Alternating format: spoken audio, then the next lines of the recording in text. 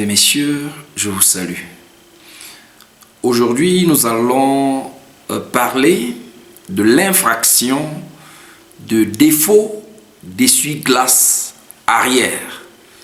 Je parle bien du défaut d'essuie-glace arrière. Alors, il s'agit en réalité de parler d'une infraction à la circulation routière, n'est-ce pas, dont l'opportunité a été suscitée par l'interrogation d'un auditeur, n'est-ce pas, qui m'a fait part d'une situation qu'il a vécue, n'est-ce pas, sur le trajet Bafoussam-Tchan. En fait, au cours d'un contrôle de gendarmerie, n'est-ce pas, on lui reprochait de n'avoir pas d'essuie-glace sur son pare-brise arrière. Et en fait, l'infraction n'était pas, les faits n'étaient pas contestés parce que, justement, ce matin-là, pendant que son fils nettoyait son véhicule, il a brisé, n'est-ce pas, le bras de l'essuie-glace. Donc, le dispositif de l'essuie-glace était là, mais le lave-glace, le balai avait été cassé par son fils, n'est-ce pas, au moment de faire la propreté du véhicule. Et donc, se rendant à Bafoussam, il a donc été confronté à un contrôle de gendarmerie, n'est-ce pas, contrôle pendant lequel on lui reprochait le fait que son véhicule ne disposait pas de l'essuie-glace sur la pare-brise arrière, c'est-à-dire que celle qui est au fond. Alors, lorsqu'il m'a appelé pour me présenter la situation, je lui ai dit que objectivement l'infraction n'était pas constituée, n'est-ce pas, et il était important à la suite de cette situation d'éclairer la lanterne, n'est-ce pas, de l'ensemble des usagers de la route sur cette infraction. C'est vrai que le défaut d'essuie-glace constitue une infraction à la circulation routière. Mais dans quelle mesure est-ce que cette infraction est constituée? Alors, pour répondre à la question, je voudrais rappeler une chose fondamentale, n'est-ce pas, dont j'ai déjà parlé pendant mes précédents vidéogrammes. C'est de faire remarquer aux auditeurs qu'en matière de circulation routière, toutes les incriminations comportent en fait deux dimensions. Dans les précédents vidéogrammes, j'ai parlé de deux volets. En fait, il y a dans chaque incrimination une dimension sécuritaire, d'une part, et une dimension pénale, d'autre part. Alors, parlant de la dimension sécuritaire, il faut rappeler que les exigences de la circulation routière, qu'elles soient contenues dans les textes nationaux ou bien dans les textes internationaux, et plus précisément dans les textes communautaires, visent avant tout à éviter les accidents ou alors à en amenuiser les conséquences. Donc, lorsque le législateur, qu'il soit national, communautaire ou international, pose une exigence, pose une règle relative à la circulation routière, le premier enjeu est d'abord d'éviter, n'est-ce pas, la survenance des accidents, et dans l'hypothèse où les accidents surviennent, d'en limiter les conséquences. C'est ça que j'appelle la dimension sécuritaire. Et cette dimension sécuritaire doit être comprise par tous les usagers de la route. La route est un milieu favorable, n'est-ce pas, à la survenance des accidents. Et à cet égard, en se mettant en route, on doit bien avoir conscience de ce que l'éventualité de l'accident est très probable. Et pour cela, on doit donc se mettre dans les conditions maximales afin d'éviter que l'accident ne survienne.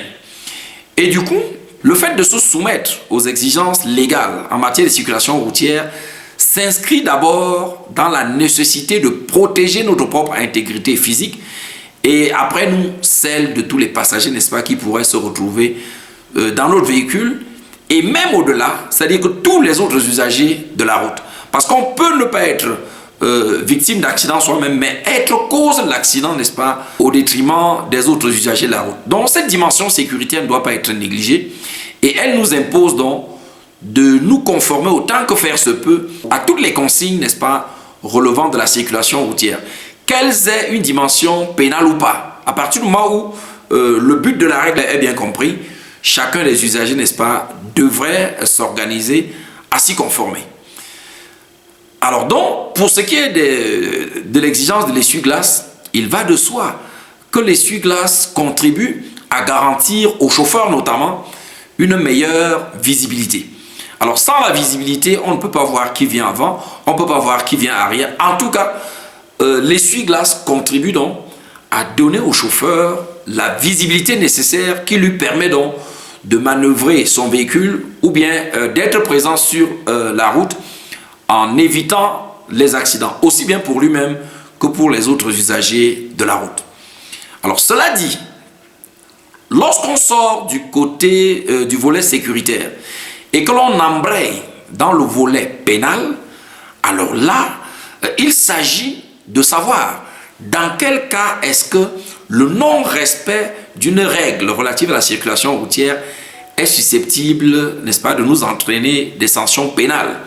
Et lorsqu'on parle des sanctions pénales, il s'agit en général des amendes, parce que la plupart des infractions routières sont des contraventions, mais certaines infractions sont assorties de peines privatives de liberté, que l'on appelle généralement l'emprisonnement.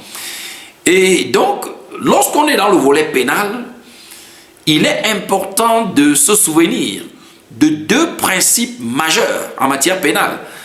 Je conseille d'ailleurs tous les auditeurs, n'est-ce pas, de partager ce vidéogramme avec tous les policiers, tous les gendarmes et tous les autres fonctionnaires, n'est-ce pas, impliqués dans les contrôles routiers, afin qu'ils intègrent bien ces deux principes-là chaque fois qu'ils sont appelés, n'est-ce pas, à constater les infractions à la circulation routière.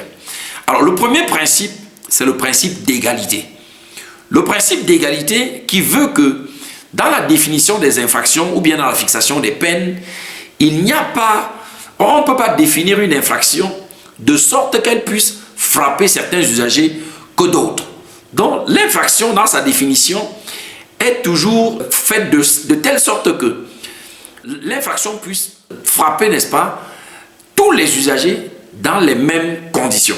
Et c'est pourquoi, n'est-ce pas, vous allez voir par exemple que dans l'infraction, par exemple, de vitres transparentes, nous avons déjà dit, n'est-ce pas, c'est une infraction qui ne concerne qu'un nombre limité de vitres.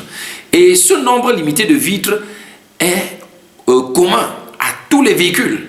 La définition de cette infraction nous permet justement d'atteindre les usagers de la même manière.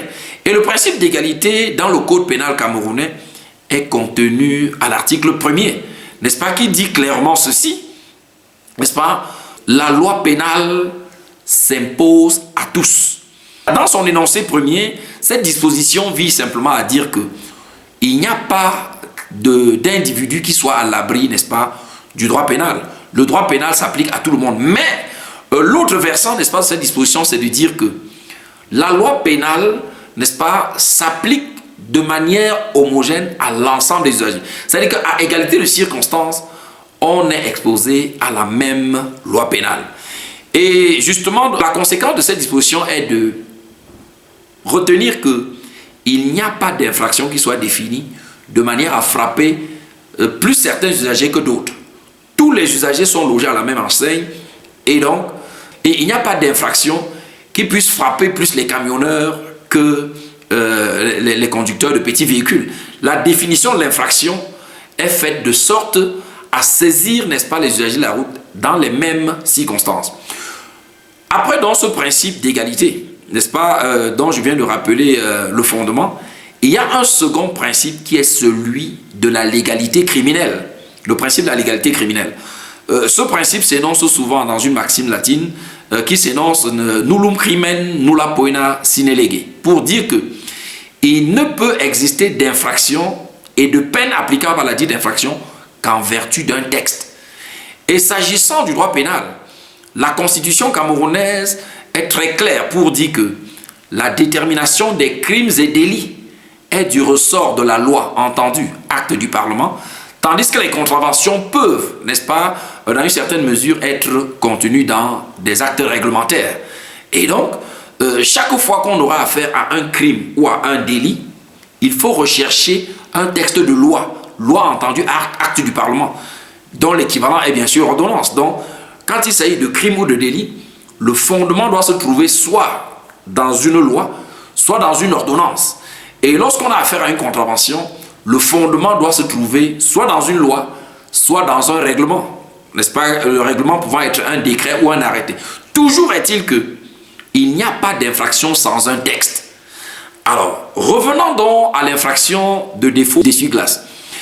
Le texte qui l'incrimine, n'est-ce pas, n'est rien d'autre que l'article 55 du Code communautaire de la route. Même si d'autres textes existent au niveau des États de la CEMAC, ces textes-là, n'est-ce pas, ne peuvent pas contrarier l'article 55, qui est un texte supranational et qui est donc au-dessus de toutes les lois internes, n'est-ce pas, des États membres de la CEMAC.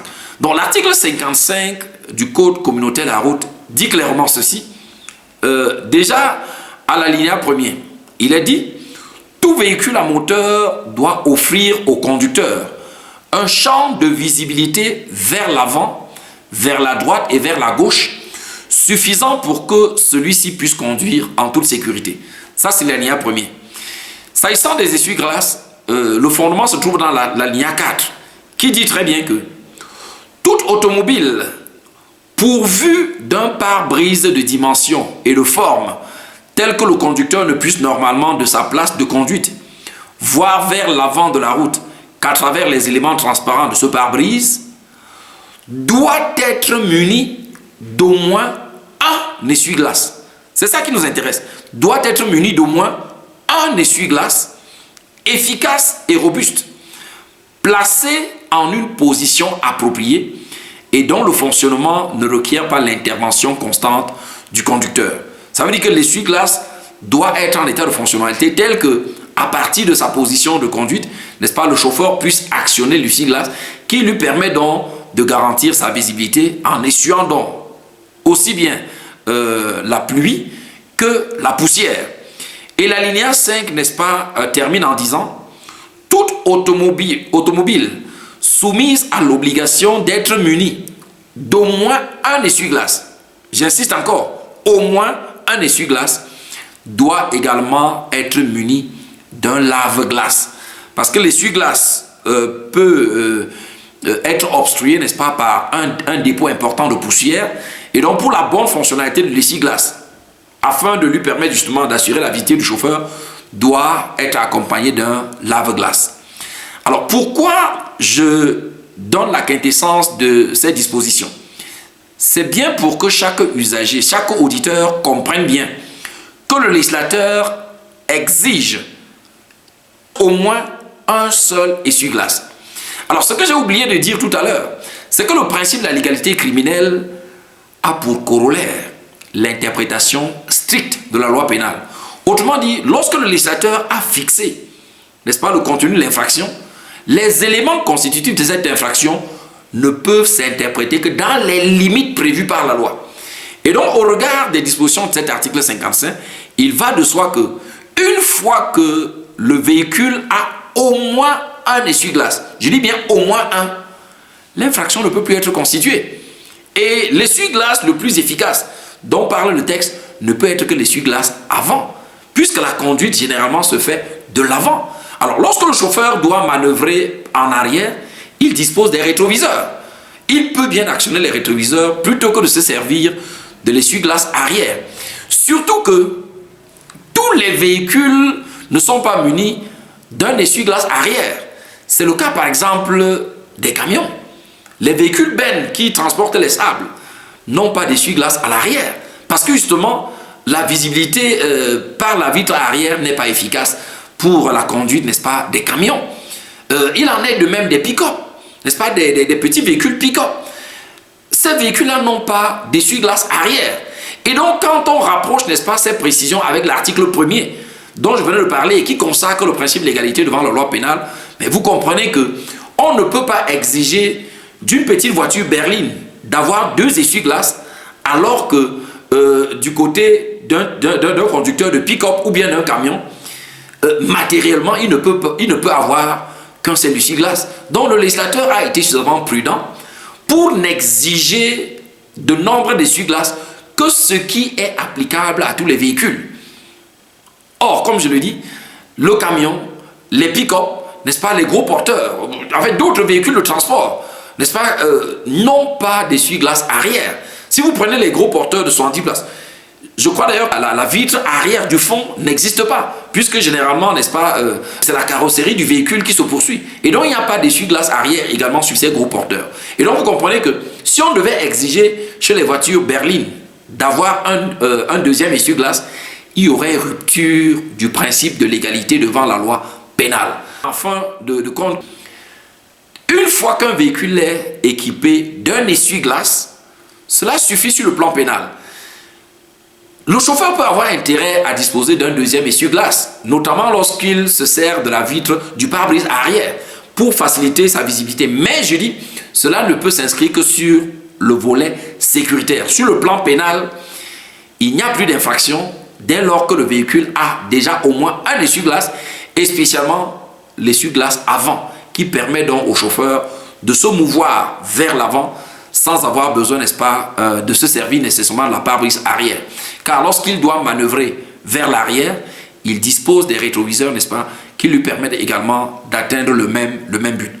Voilà donc les précisions que je voulais faire, n'est-ce pas, par rapport à cette question qui m'a été posée par cet auditeur et qui a donc fourni le prétexte pour que j'essaie d'éclairer la lanterne, n'est-ce pas, de tous nos auditeurs sur cette infraction, n'est-ce pas, plutôt ubuesque. Parce que le fonctionnaire chargé du contrôle routier, le gendarme en question, qui a embarrassé, n'est-ce pas, l'auditeur par rapport au fait que l'essuie-glace arrière était défectueux, n'est-ce pas, n'a pas compris que l'infraction n'était pas constituée à partir du moment où l'essuie-glace avant, n'est-ce pas, était en place et en bon état de fonctionnalité.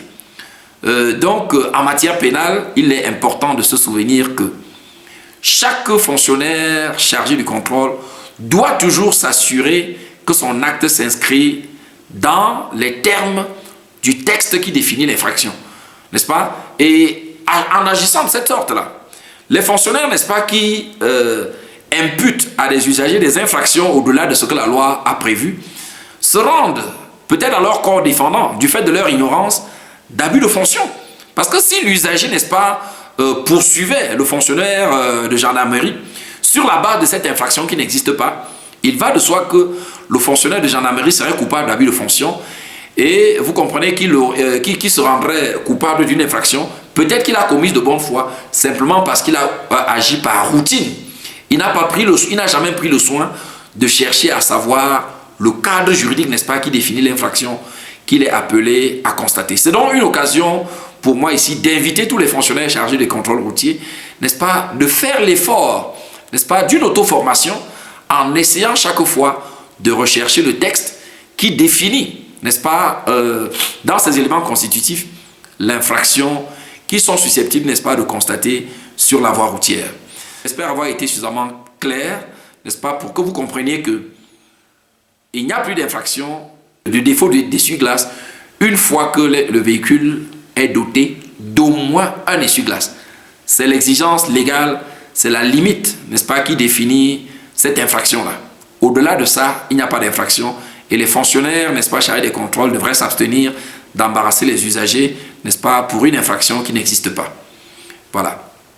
Alors, si vous avez aimé cette capsule, vous pouvez commenter, vous pouvez liker, vous pouvez surtout partager.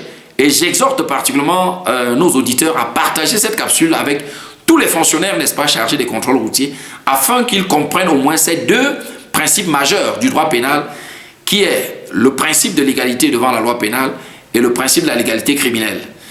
Et naturellement, nous vous encourageons à vous abonner à notre page, qui est le droit au 237, afin de ne rater aucun de nos contenus.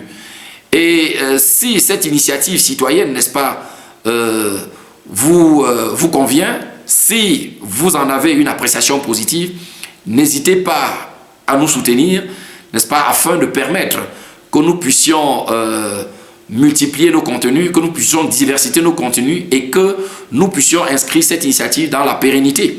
Parce que, mine de rien, la production de nos vidéogrammes a un certain coût pour lesquels, n'est-ce pas, votre appui serait fortement apprécié.